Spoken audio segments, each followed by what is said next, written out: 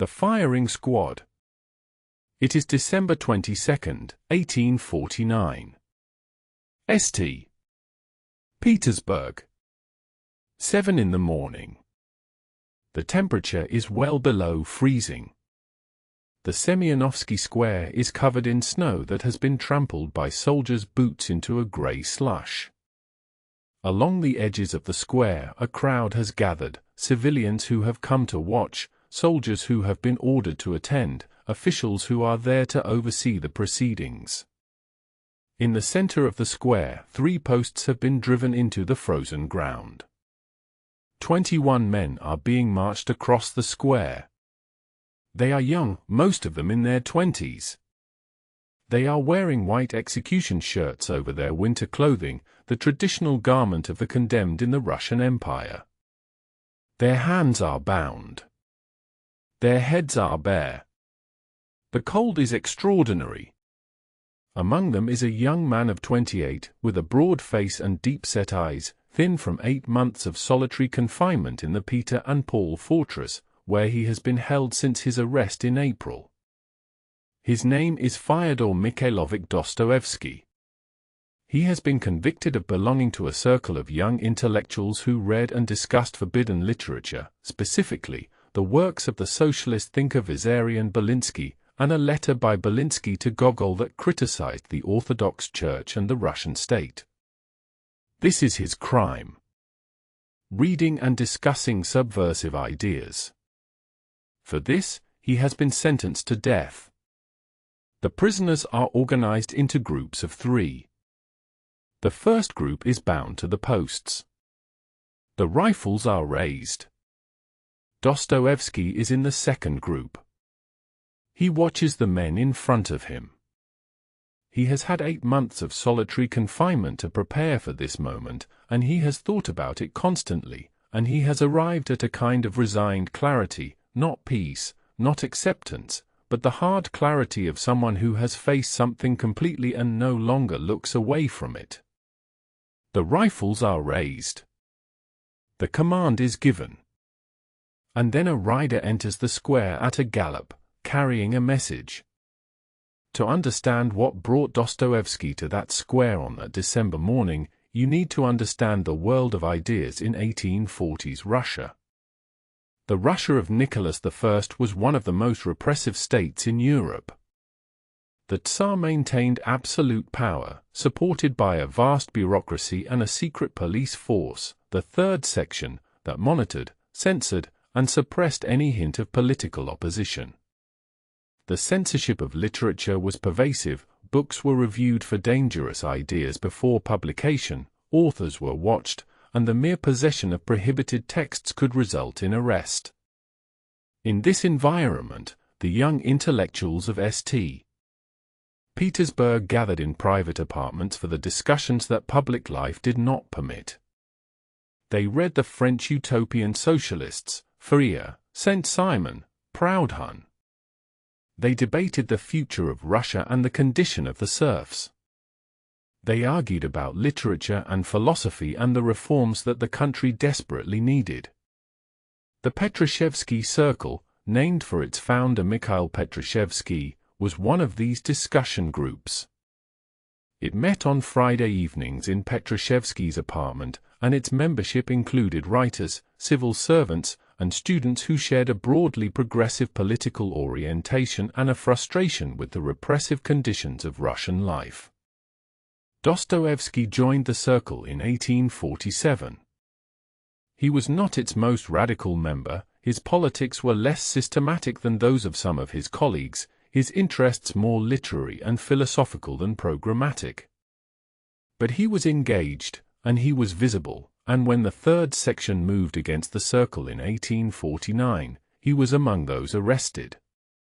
The charges, as eventually formulated, included reading and distributing the Belinsky letter, a document that was sharply critical of the Orthodox Church and of the institution of serfdom. Dostoevsky had read the letter aloud at a meeting of the circle. For this act, he was sentenced to death. From April to December 1849, Dostoevsky was held in a cell in the Peter. and Paul Fortress, the massive stone fortress on an island in the Neva River that had served, since Peter the Great's time, as both a symbol of imperial power and a prison for political opponents. The conditions in the fortress were not physically brutal by the standards of Russian imprisonment, but they were psychologically devastating. Dostoevsky was in solitary confinement, alone in his cell, with limited contact with the outside world, uncertain about his fate, and entirely cut off from the literary and intellectual life that had sustained him. He was also beginning to experience the symptoms of what would later be identified as epilepsy, the neurological condition that would accompany him for the rest of his life. The first clear seizures appear to have occurred during this period of imprisonment, though some biographers suggest the condition may have begun earlier. The combination of isolation, anxiety, and the physiological effects of epilepsy created a state of extreme psychological pressure. What Dostoevsky did with this pressure was characteristic of his mind throughout his life. He turned inward. He thought obsessively, compulsively, about the deepest questions, about God, about human nature, about suffering and its meaning, about the relationship between freedom and morality. The 8 months in the fortress were, in a sense, the beginning of the philosophical inquiry that would produce his greatest work. He had no paper. He composed in his head, structuring arguments, developing characters, exploring ideas, in the silence of his cell. By the time he left the fortress, he had been changed in ways that he was only beginning to understand. The mock execution of December 22, 1849 was not a spontaneous act of mercy. It was a carefully planned exercise in psychological cruelty, designed and authorized at the highest levels of the Russian state. Nicholas I had reviewed the sentences of the Petrashevsky Circle members and had commuted them. The prisoners were to serve terms of imprisonment and exile rather than be executed. But instead of simply announcing the commuted sentences, he ordered that the prisoners be brought to the execution square, subjected to the full ceremony of execution, and only told of the commutation at the last possible moment. The purpose was not mercy. The purpose was terror, the infliction of the psychological experience of facing death as a punishment in itself, a punishment designed to break the prisoner's will and leave them permanently marked by the experience of having stood at the edge of extinction. The first group of 3 prisoners was bound to the posts. Dostoevsky, in the second group, watched from a few meters away. He later said that he had approximately 5 minutes to live, as he understood it at that moment. He described, in a letter written immediately afterward, what he did with those 5 minutes. He divided them. 1/3 for saying farewell to his companions. 1/3 for one last look at himself and his life. 1/3 for a final look at the world. The rifles were raised. The command was about to be given. The rider arrived. The drums rolled. An officer read out the commuted sentences. The prisoners in the posts were unbound. The white execution shirts were removed. Dostoevsky was told he would be sent to Siberia for 4 years of hard labor, followed by military service as a common soldier. One of his companions in the square went permanently insane at that moment. The experience was too much. Dostoevsky did not go insane. But he was never the same. On December 24, 1849, Christmas Eve, Dostoevsky and his fellow prisoners were loaded into open sledges and began the journey to Siberia. The journey took several weeks in the depths of the Russian winter. The conditions were brutal: extreme cold, inadequate clothing, open vehicles, and the psychological weight of moving further and further from everything familiar.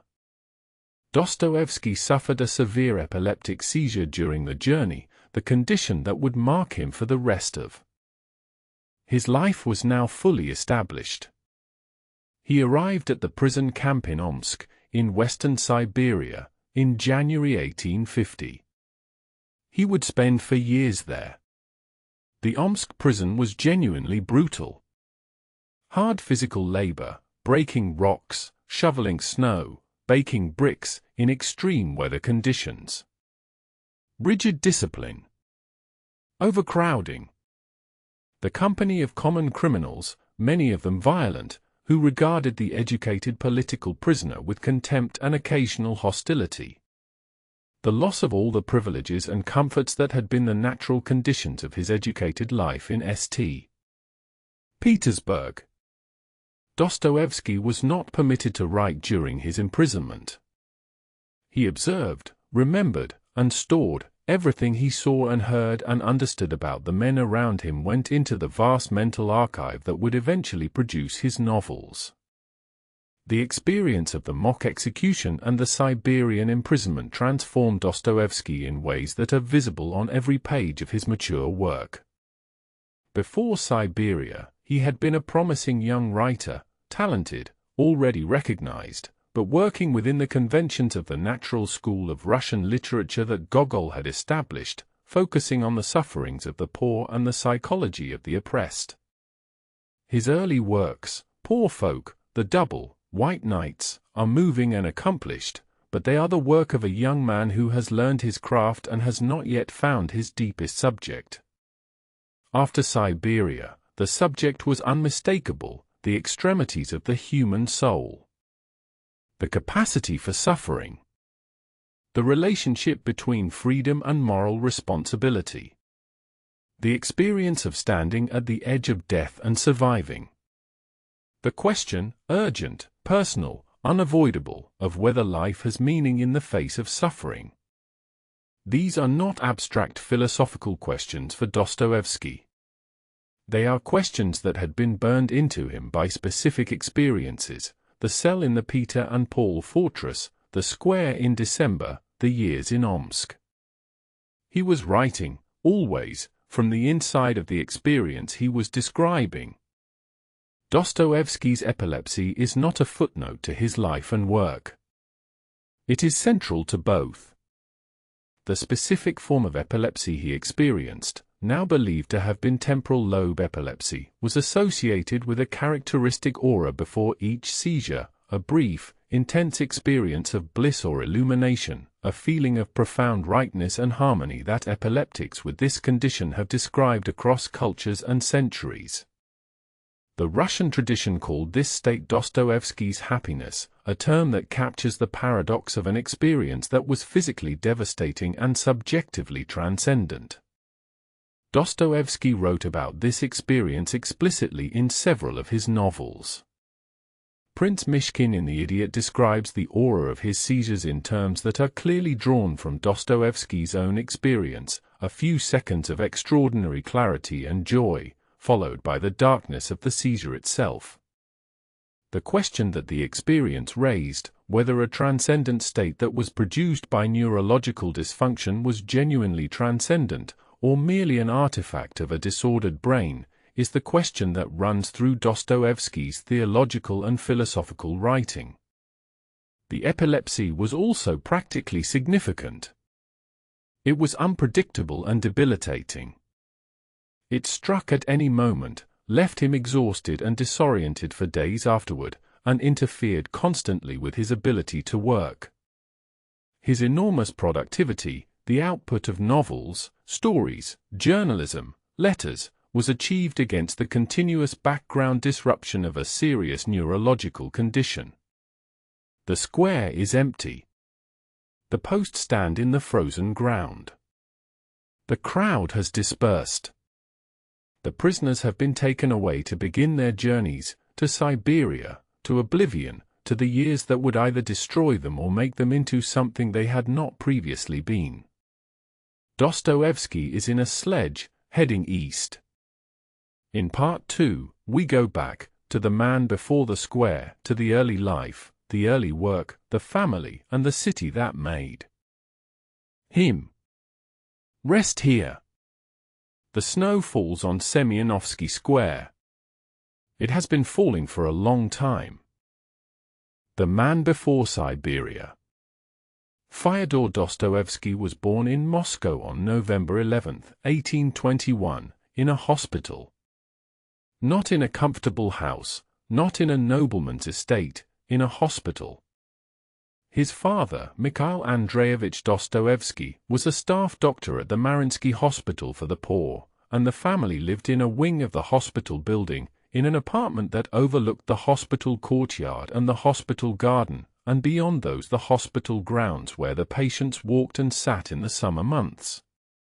This is the first of the peculiarities of Dostoevsky's early life that his biographers note: he was born and raised in a hospital for the poor. The suffering that would become the central subject of his life was not something he encountered as an adult, as an abstraction or an observed phenomenon. It was the landscape of his childhood. The poor and the ill and the desperate were the people he grew up among, visible through his windows, present in the sounds that reached the family apartment.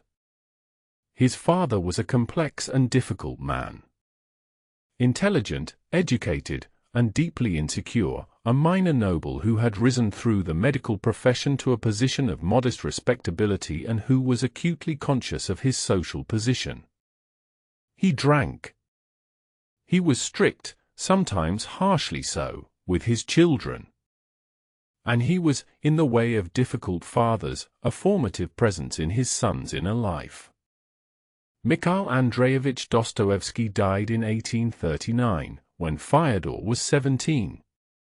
He died on his small estate outside Moscow, which he had purchased after retiring from hospital work.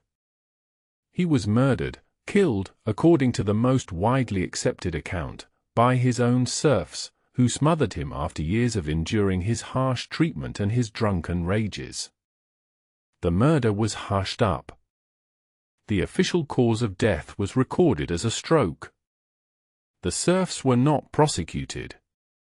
The family learned what had happened through rumor and inference rather than through any official account. The effect of his father's murder on Dostoevsky has been debated by biographers and psychoanalysts for more than a century. Freud famously analyzed Dostoevsky's relationship to the murder in his essay Dostoevsky and Parricide, arguing that the guilt Dostoevsky felt over unconscious patricidal wishes, the normal ambivalence of a son toward a difficult father, was intensified catastrophically by the fact that the father was actually killed. The epilepsy itself, Freud argued, was partly a hysterical response to this guilt. Whether or not Freud's specific analysis is accepted, something significant happened to Dostoevsky when he learned of his father's murder. The preoccupation with guilt, with the psychology of crime, with the relationship between a man and his conscience, these themes that run through all of his great work, were not theoretical for him. They were personal, rooted in a specific and irreducible experience. After his mother's early death in 1837, Dostoevsky was sent by his father to the Military Engineering Academy in St. Petersburg, a practical school designed to produce military engineers, which was not remotely suited to his temperament or his abilities. He spent 5 years there, completing the course and receiving a commission as an engineer. He spent less than a year working as an engineer before resigning to devote himself to writing. The engineering career was a detour, an obligation fulfilled, a phase that he endured rather than inhabited. What the St. Petersburg years did give him was access to the city that would be his subject for the rest of his life. St.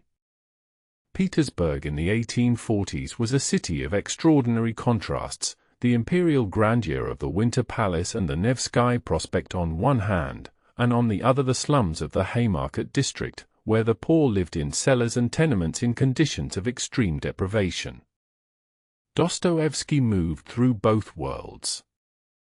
He was educated and had social connections among the literary intelligentsia. He was also chronically poor. His father's estate had been divided among the children, and his share was modest, and he was consistently unable to manage money. He knew the experience of poverty from the inside, not just as an observer. The city, with its extremes of wealth and suffering, its fog and its white nights and its particular quality of light, became the setting for most of his major work. He is perhaps the most specifically urban novelist in the Russian tradition. Tolstoy wrote about estates and countryside, Turgenev about the gentry world of provincial Russia, but Dostoevsky wrote about St. Petersburg, about its streets and its tenements and the specific quality of consciousness that a certain kind of city produces in a certain kind of person. In 1845, Dostoevsky completed his first novel, Poor Folk. He gave the manuscript to a friend, who passed it to the poet Nikolai Nekrasov, who read it through the night and brought it at 4 in the morning to the most important literary critic in Russia, Vissarion Belinsky, the man whose letter would later be the instrument of Dostoevsky's arrest. Belinsky's response to Poor Folk was immediate and enthusiastic. He proclaimed Dostoevsky a new Gogol, a new voice in Russian literature of the first importance. The novel was published in 1846 to wide acclaim. The story of this reception, the manuscript passed from hand to hand, the night reading, Belinsky's declaration, is one of the great stories of literary discovery, and it set the pattern for the contradictions that would mark Dostoevsky's relationship with literary fame. He experienced the acclaim intensely, was transformed by it, and also immediately began to find it insufficient. His second work, The Double, was less well received. Belinsky was disappointed. The reading public did not respond with the same enthusiasm.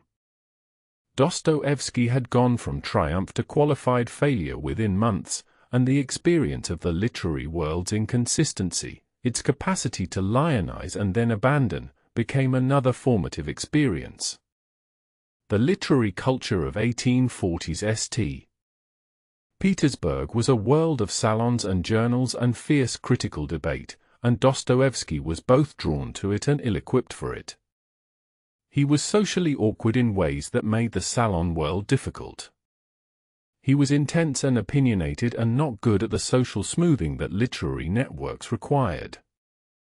He was also, increasingly, in the grip of a gambling instinct that would become a full addiction in later years, the same compulsive relationship to risk that would characterize his engagement with ideas and with life. He had a complicated relationship with Turgenev, who was everything Dostoevsky was not in social terms: elegant, well-traveled, wealthy, at ease in European literary culture. Their mutual dislike was immediate and sustained. Dostoevsky found Turgenev's cosmopolitanism superficial and his social ease offensive. Turgenev found Dostoevsky's intensity exhausting and his politics confused. He had a more productive relationship with the editors and publishers of the progressive literary journals of the period, though even these relationships were complicated by his financial needs and his tendency to miss deadlines. He was already, in his 20s, the writer who worked under desperate financial pressure, delivering manuscripts at the last possible moment, borrowing against advances he had not yet earned. Dostoevsky's political engagement in the 1840s was genuine but not deeply systematic. He was drawn to the utopian socialism of the period, to the vision of a society organized on principles of brotherhood and mutual support rather than competition and hierarchy. He was appalled by the institution of serfdom, the Russian system of bound peasant labor that tied millions of people to the land and to landowners who could treat them as property. He read Fourier and Saint-Simon and the other French socialists whose ideas were circulating among the progressive Russian intelligentsia. But his engagement with these ideas was temperamental rather than programmatic. He was not a political theorist. He was a novelist who felt deeply about justice and suffering and the conditions of the poor, and who found in the ideas circulating in his milieu a framework for expressing these feelings. The Petrushevsky Circle gave him a community for this engagement, a Friday evening gathering where he could read and discuss and debate in the company of others who shared his concerns. He was not, by most accounts, among the most radical members of the circle. He was a participant, an engaged one, but not a leader or a theorist. And then the arrests came, and the fortress, and the square. On the night of December 21st, 1849, the night before the execution ceremony, Dostoevsky wrote a letter to his brother Mikhail. The letter, written in the knowledge that he was going to be executed the following morning, is one of the most extraordinary documents in literary history. It is calm in a way that is almost supernatural, the calmness not of indifference but of someone who has worked through their terror and arrived, on the other side of it, at something like peace. He writes about his life and his work. He asks his brother to take care of his manuscripts. He expresses regret for the things he has not yet written, the ideas he has not yet worked out, the books he has not yet made. He writes about the value of life. I have not wasted my life, he says. I have had a good life. And then, at the end, life is a gift, life is happiness, every minute could be an eternity of happiness. If only youth knew. He did not know, as he wrote this, that the execution was a mock execution, that the sentence had already been commuted, that he would survive the following morning. He was writing in the genuine belief that he had hours to live. The letter contains, in compressed form, the philosophical position that would organize the rest of his life and work, that life, even suffering life, is infinitely valuable, that every moment is charged with significance, that the awareness of mortality is the precondition for a full engagement with existence. He would spend the next 30 years writing the novels that unpacked this position. But it was first stated here, in a letter written the night before a death that did not come. The letter is written. The candle is burning down. In a few hours, the guards will come. He has been a young man in a hospital, a grieving son, a young writer briefly celebrated and then disappointed, a member of a discussion circle arrested for reading forbidden literature. Tomorrow, he will be someone else. In Part 3, we follow him to Siberia, to the 4 years that changed everything. Rest here. The letter is folded. He does not sleep. What Siberia did to him. Omsk, January 1850. A prison camp in western Siberia, on the Atish River, approximately 2,000 kilometers east of Moscow. The wooden stockade of the camp rises from the flat Siberian plain. Inside it, approximately 250 prisoners, crowded into wooden barracks, sleeping on plank beds. Outside, temperatures that fall to -40 in January, a landscape of absolute flatness extending to the horizon in every direction. Dostoevsky would spend for years here. He arrived stripped of everything that had defined him, his education, his social position, his literary identity, his freedom of movement, his access to books and paper and the intellectual life that had been the medium of his existence. He arrived as a prisoner among prisoners, not a political prisoner in a special category, but a common convict, doing the same physical labor as murderers and thieves. The adjustment was not immediate or easy. The other prisoners resented the educated nobleman in their midst. They called him Barin, master, with contempt. They made clear that his previous social position counted for nothing here, that he had to earn whatever standing he would have in this community on its own terms. He observed everything.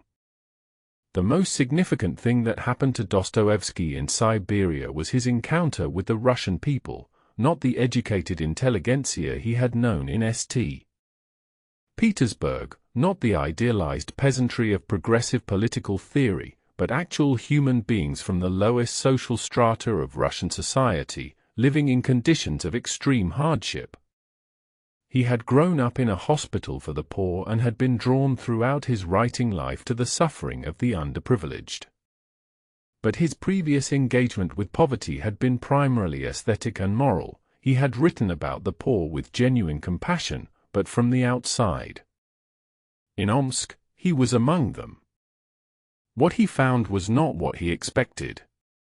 The prisoners were not the noble victims of social injustice that progressive ideology had led him to anticipate.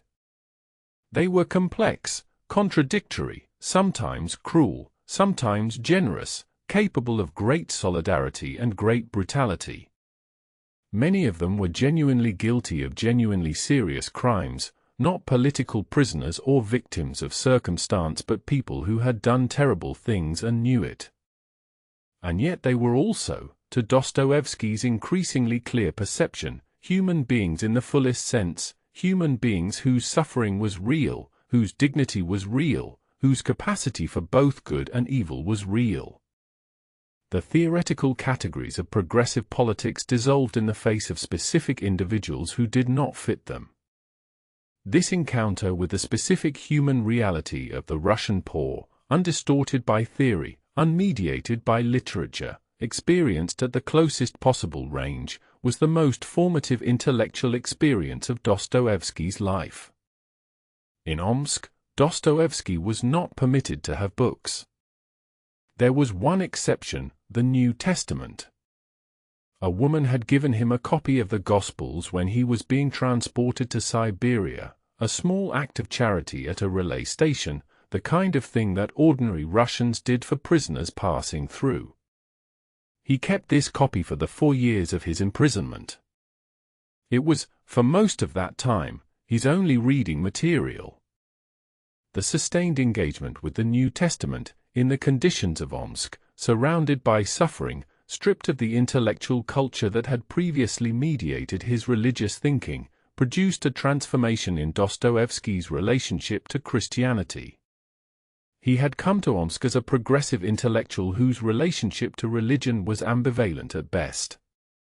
The progressive milieu of the 1840s was broadly skeptical of institutional Christianity, and Dostoevsky had shared this skepticism to some degree. In Omsk, something changed. The Christianity he arrived at was not the institutional orthodoxy of the Russian state, the Christianity that had blessed serfdom and supported autocracy. It was a more personal, more intense engagement with the figure of Christ as the embodiment of suffering love, the suffering that Dostoevsky saw around him, transformed by the Christian narrative into something with meaning. Whether this transformation was complete or permanent, or whether it was the beginning of a lifelong struggle with the question of faith, is debated by biographers. What is clear is that Dostoevsky left Siberia with a relationship to Christianity that was central to everything he would subsequently write, not the comfortable faith of the believer, but the agonized, contested, repeatedly questioned faith of someone who had been forced to decide whether it was possible to believe in God in the face of suffering. Dostoevsky's 4 years in Omsk were also years of intense psychological observation, of watching himself and the men around him with the same attention he had previously applied to the St. Petersburg poor. The psychology he observed in the prison was the psychology of extremity, people stripped of the social roles and material circumstances that normally define identity, forced back onto something more fundamental. He watched men respond to absolute powerlessness and absolute surveillance in ways that were revealing of the deepest structures of human nature. He observed the universal human need for some sphere of autonomy, however small. Even in the prison, men found ways to assert control over something: their dress, their manner, their relationship to specific possessions, their stories about themselves.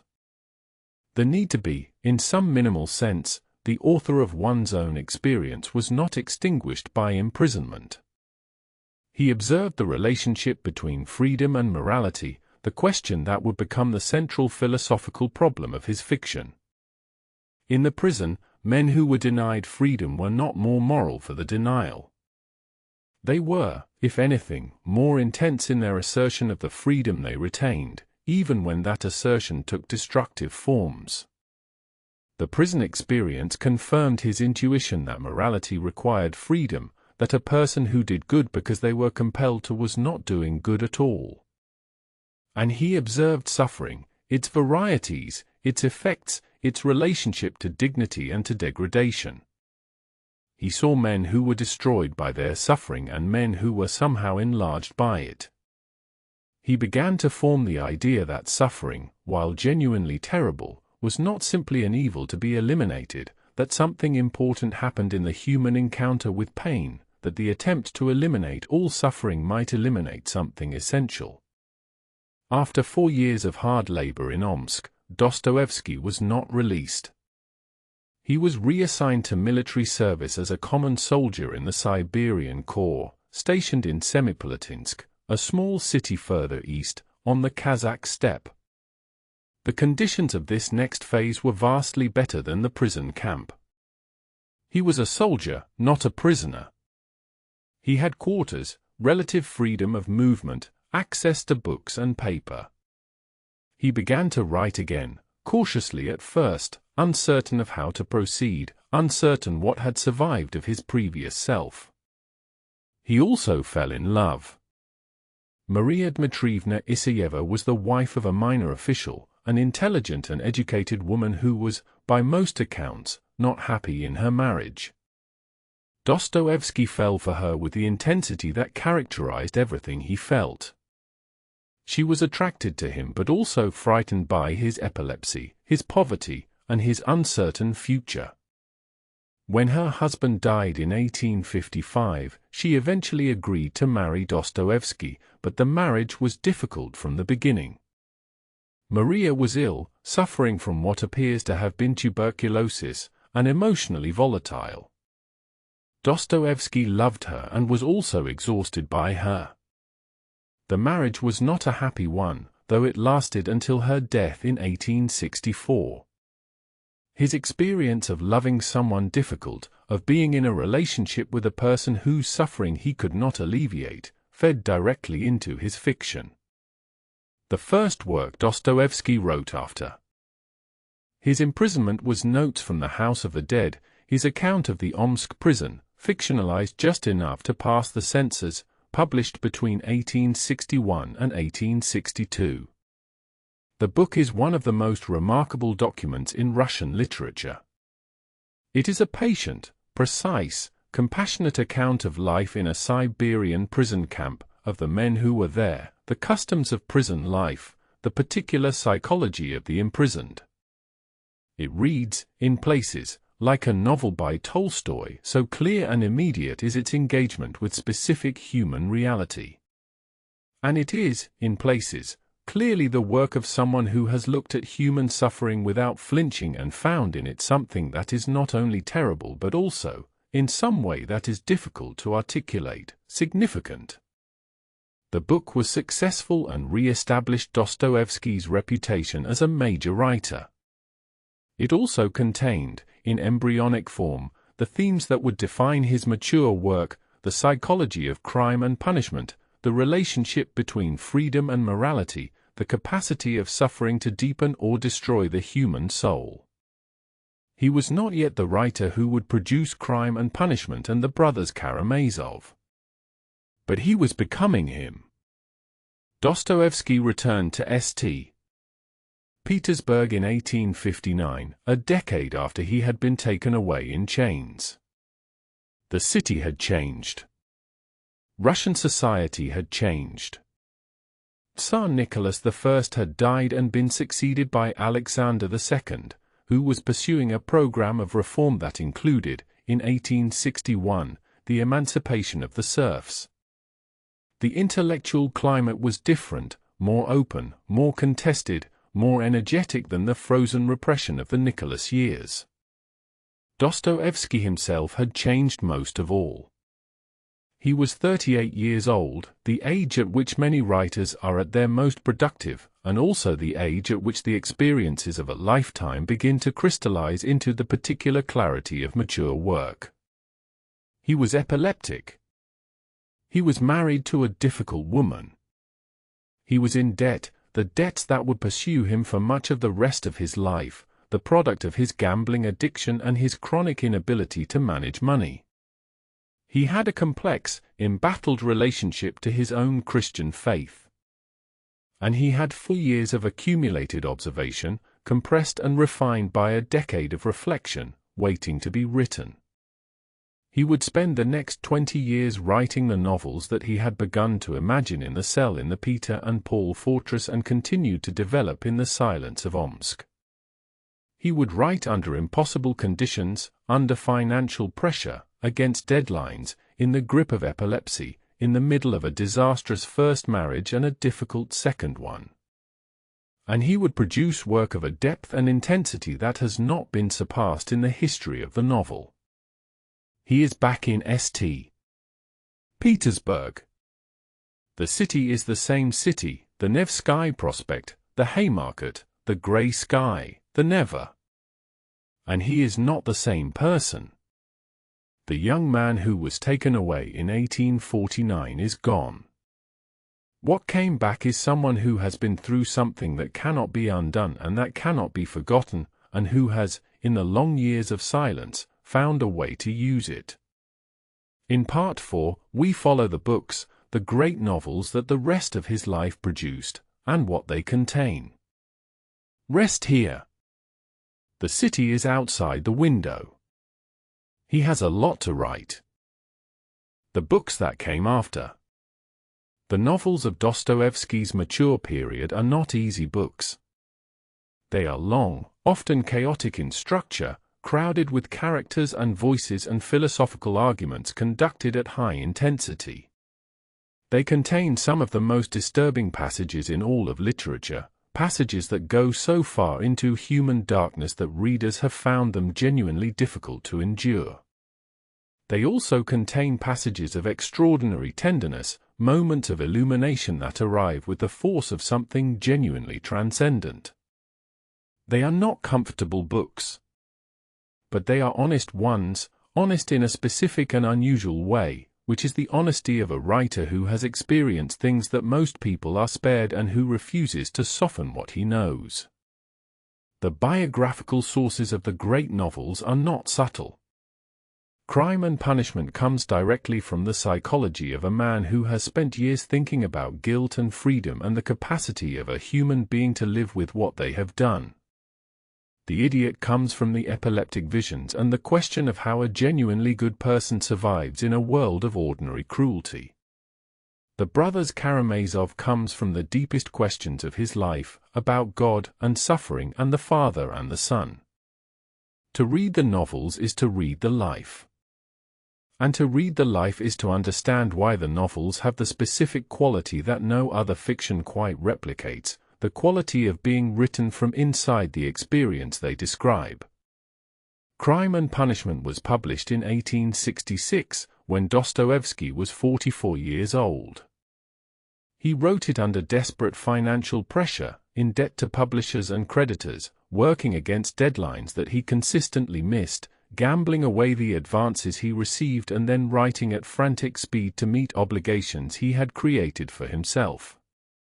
The conditions of its composition were almost comically extreme. He was simultaneously writing a completely different novel, The Gambler, on an insane deadline imposed by a predatory publisher, because he had signed a contract that would have forfeited the rights to all his previous work if he failed to deliver. For The Gambler, he hired a stenographer named Anna Grigorievna Snitkina, who would later become his second wife and the most stabilizing presence of his adult life. She took dictation at extraordinary speed, and The Gambler was completed in 26 days. Dostoevsky proposed to her shortly afterward. She was 20 years younger than he was, and she accepted. Crime and Punishment, completed in the same period of chaos, is one of the most psychologically precise novels ever written. Its central subject is the psychology of a murderer, not the act of murder, which takes place early and briefly, but the interior experience of living with it afterward. Raskolnikov is a brilliant but impoverished student who convinces himself that certain exceptional individuals are above conventional morality, that a Napoleon or a great man is entitled to transgress ordinary moral rules for higher purposes. He murders an old pawnbroker to test this theory. And then he discovers that the theory is wrong, not as an abstract philosophical proposition, but in the visceral, inescapable, physical experience of guilt. The novel is about the impossibility of escaping your own conscience. It is about what happens when you try to live by a principle that requires you to treat other human beings as means rather than ends. And it is about the specific psychology of a certain kind of intellectual who is seduced by ideas into violence, a psychology that Dostoevsky had observed from the inside in the years of his own political engagement. The Idiot, published in 1868 to 1869, is Dostoevsky's attempt to create a perfectly good human being and place him in the world. Prince Mishkin is epileptic, Dostoevsky's alter ego in this most direct sense, and innocent in a way that is both saintly and, in the world of the novel, practically helpless. He is not stupid, despite the title. He sees clearly, understands deeply, loves genuinely. But his goodness is not adequate protection against the world around him. The people he loves are destroyed. He is, in the end, incapacitated by his epilepsy, returned to the Swiss sanatorium from which he came, having failed to save anyone. The novel asks the question that Dostoevsky could not stop asking: what is the good person to do in a world of suffering and moral compromise? The answer the Idiot gives is not comforting. Goodness, in this world, is not enough. It is beautiful, it is real, it is infinitely valuable, but it does not prevent tragedy. It may, in a specific and terrible way, cause it. Mishkin's epileptic aura, the moments of transcendent clarity before the seizure, is the experimental core of the novel. Dostoevsky is writing about his own most intimate experience, the experience of having access to something that feels like truth and then having it taken away by the darkness of the seizure. The Possessed, also translated as Demons, published in 1872, is the most politically engaged of Dostoevsky's major novels, and the most prescient. It is based loosely on a specific event, the 1869 murder of a student named Ivan Ivanov by a revolutionary cell, ordered by Sergei Nechayev, who believed that the internal discipline of the revolutionary organization required the murder of members who might defect. The cell members complied. Nechayev, who had argued that anything was permissible in the service of the revolution, including murder, is the model for the novel's central villain, Pyotr Verkhovensky. The novel is a diagnosis of the revolutionary consciousness, specifically of the nihilism that Dostoevsky saw at the heart of the Russian radical movement. Its argument is that the revolutionary rejection of God and traditional morality does not liberate human beings but produces a specific kind of demonic personality, a personality that uses the language of liberation to justify domination, that turns the idea of freedom into a tool of manipulation. The novel was read by many of Dostoevsky's contemporaries as a reactionary attack on progressive politics, and it is certainly that he had no sympathy for revolutionary nihilism. But it is also a remarkable anticipation of the specific pathology of 20th-century totalitarianism. The Bolsheviks, reading Dostoevsky in retrospect, recognized themselves in his portrait of the revolutionary personality with uncomfortable accuracy. The Brothers Karamazov, published in 1880, the year before Dostoevsky's death, is generally considered his masterpiece and one of the greatest novels in the history of the form. Its subject is everything Dostoevsky had been working toward his entire life: the question of God and suffering, the psychology of the father and the son, the relationship between freedom and morality, the capacity of love and the capacity of destruction that coexist in every human being. The three brothers, Dmitri, who loves with the intensity of a storm and suffers with the same intensity, Ivan, the intellectual atheist who constructs the most powerful argument against God's existence in all of literature, and Alyosha, the gentle monk who represents the possibility of love in the face of everything that argues against it, are aspects of Dostoevsky himself, divided and given form. The Grand Inquisitor chapter, Ivan's prose poem about a Christ who returns to 16th-century Seville and is imprisoned by the Inquisitor, is the philosophical heart of the novel and one of the most discussed passages in world literature. The Inquisitor's argument is the most powerful case ever made against religious freedom, that human beings cannot bear freedom, that they need authority and miracle and mystery to give their lives meaning, that Christ's gift of freedom was a cruelty rather than a blessing. Dostoevsky gives the Inquisitor the best argument. He cannot refute it intellectually. He can only respond, through Alyosha and through the novel's final movement, with love, with the assertion that love is the answer to arguments that love cannot defeat in debate. Dostoevsky's last decade was his most stable. His second wife, Anna, managed the finances, negotiated with publishers, organized the household, and provided the stability that made sustained work possible. He became, in these years, a celebrated figure, the author of the great Russian novels, sought out by readers and admirers, respected in a way that his chaotic earlier career had not allowed. In 1880, he gave a speech at the unveiling of the Pushkin Monument in Moscow that became one of the most celebrated public utterances in Russian literary history. He spoke about Pushkin, about Russia, about the particular capacity he saw in Russian literature and Russian culture for a universal embrace, for a sympathy with all of humanity that he believed was the distinctive Russian contribution to the world. The speech was received with extraordinary enthusiasm. He was working on the continuation of the Brothers Karamazov, a second novel in what he planned as a sequence, when he died. He died on February 9, 1881, of a pulmonary hemorrhage. He was 59 years old. The funeral brought tens of thousands of people into the streets of St. Petersburg. Students carried the coffin. Crowds lined the route to the monastery where he was buried. He had become, in his final years, not just a celebrated author but a kind of spiritual figure, someone who had given voice to questions that his readers could not stop asking. He was born in a hospital for the poor. He stood before a firing squad at 28. He spent for years in a Siberian prison camp. He was epileptic, in debt, twice married, twice bereaved, gambling away what little he had and writing against impossible deadlines to pay for what he had gambled. And he produced Crime and Punishment, The Idiot, The Possessed, The Brothers Karamazov.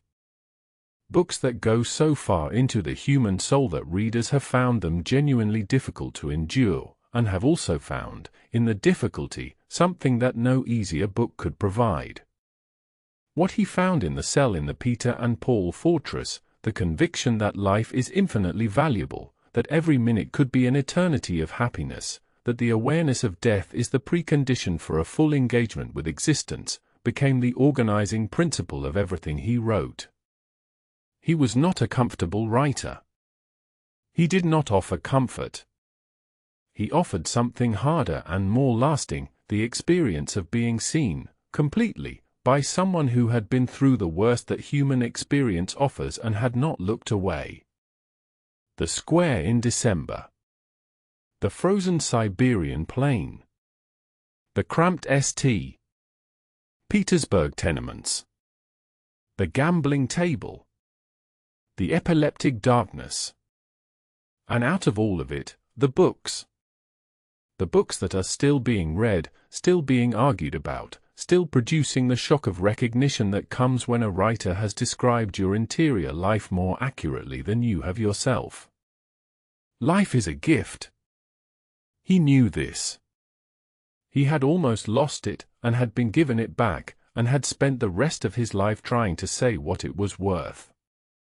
Good night.